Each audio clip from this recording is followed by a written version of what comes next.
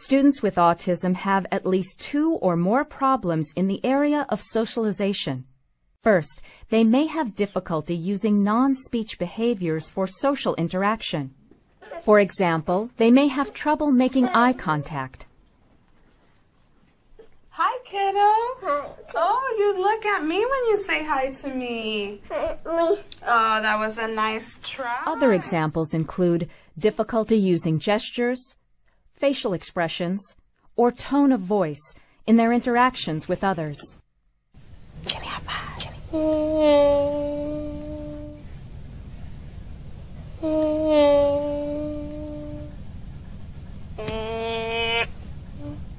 Also, students with autism may fail to develop peer relationships. Basically, they may not make friends with students their own age. Will you play with me? Please, will you play with me? Also, students with autism may not spontaneously seek to share enjoyment, interests, or achievements with others. For instance, typically developing students may come up to an adult to show them their artwork. Hey, Mom, look what I drew. That's awesome. I love it. Thank you. However, students with autism may only approach others in an attempt to get something they want. Very good. Nice job asking for your book. Finally, students with autism may lack social or emotional responding. That is, they may not respond when other people try to get their attention. Kieran, can I have a car? Kieran, can you make it go down the red slide? Also, students with autism may not respond when other people show emotions. For example, if someone gets hurt, a student with autism may not notice. Ow! While a typically developing student may ask the person if they are okay. Are you okay?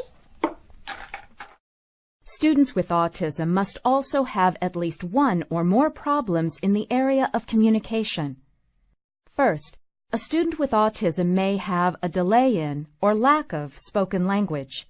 Those students who lack language are often described as nonverbal.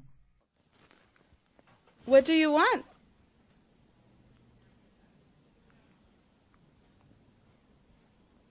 What do you want? Other students with autism have delayed language in that they use few words or do not include all parts of language, such as pronouns or prepositions, when speaking. Nice listening. We need the pieces of the puzzle.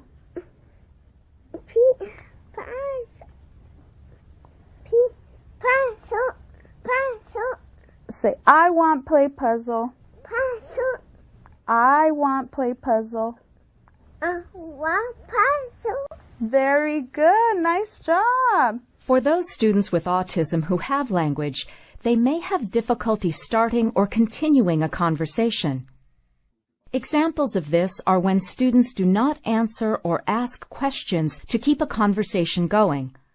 Also, they may not be interested in bringing up topics of conversation. What'd you do at school today? Why? Did you play with your friends? So, What'd you have for lunch? nice. I bet it was good. Hey. Did you eat sandwich? Drink juice? Students with autism may also have inflexible and repetitive language. Repetitive use of language is often referred to as echolalia. Echolalia may be immediate or delayed. Here, we see an example of immediate echolalia, where the student repeats the question instead of answering it. What number? 101. 1. 1. With delayed echolalia, students may repeat words and sentences from TV shows, movies, or songs that they heard before. This type of behavior is also referred to as videotape talk, or scripting. Furthermore, students with autism may lack varied, spontaneous make-believe play or social imitative play. Here we see a typically developing student playing appropriately in the toy kitchen. This type of pretend play often involves communication, which is difficult for students with autism. It's so scary. It needs some more cooking up. But there's some balls in there, but the pizza wants to go in there. The pizza has to go in there. Mama, the pizza wants to go on the plate. In this example, we see a student with autism not engaging in make-believe play in the toy kitchen.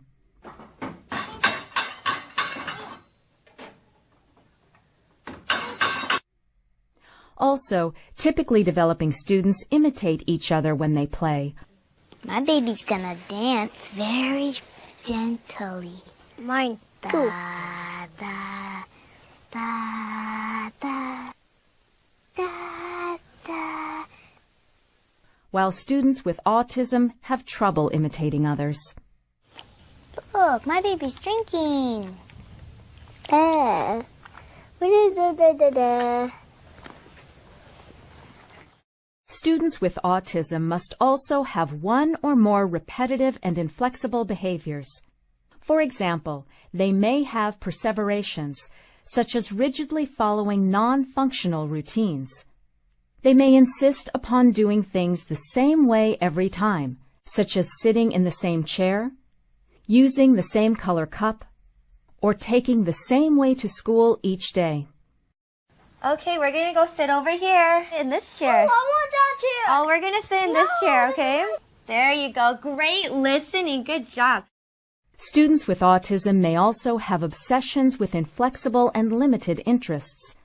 For instance, they may obsessively play with or talk about fire trucks. So what did you do at school today? Did you know fire trucks are red? Did you play ball at recess? Did you know firemen drive in fire trucks? Oh, you know, when I was in school, I used to like to play ball and catch.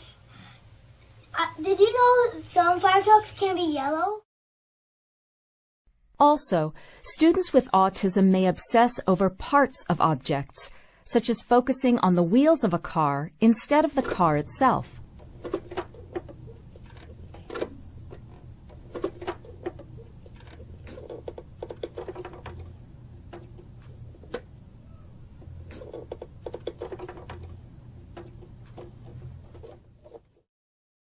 Finally, they may have inflexible and repetitive body movements.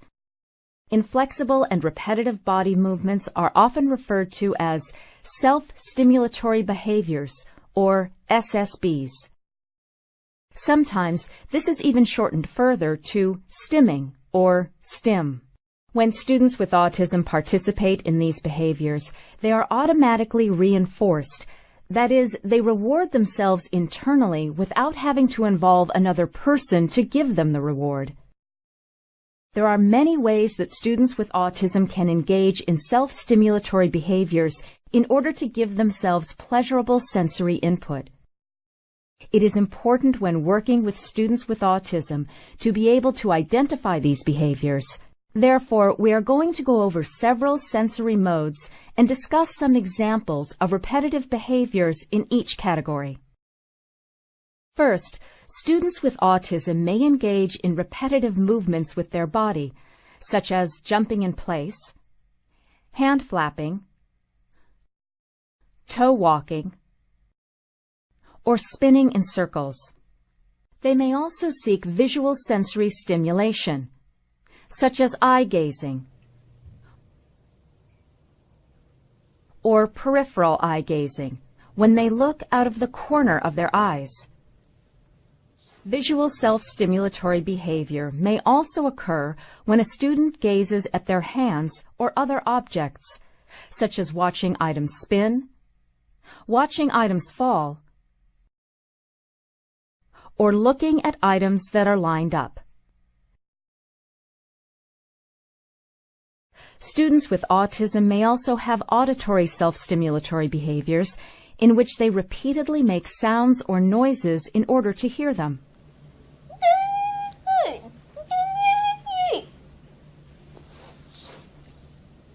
Students with autism may also engage in oral self-stimulatory behaviors. For instance, they may play with their saliva, put their fingers or objects in their mouths, or grind their teeth. Another way that students with autism may gain sensory input is through their tactile system or through touch.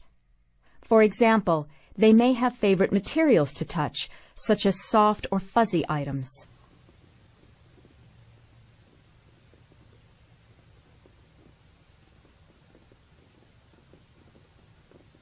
Finally, students with autism may gain sensory input through repetitive smelling behaviors, such as picking up items and smelling them before using the items, or smelling their hands. Now you have learned that the diagnosis of autism is made up of difficulties in socialization and communication, as well as repetitive and inflexible behaviors. With this knowledge, you should better be able to identify areas of need for intervention for students with autism.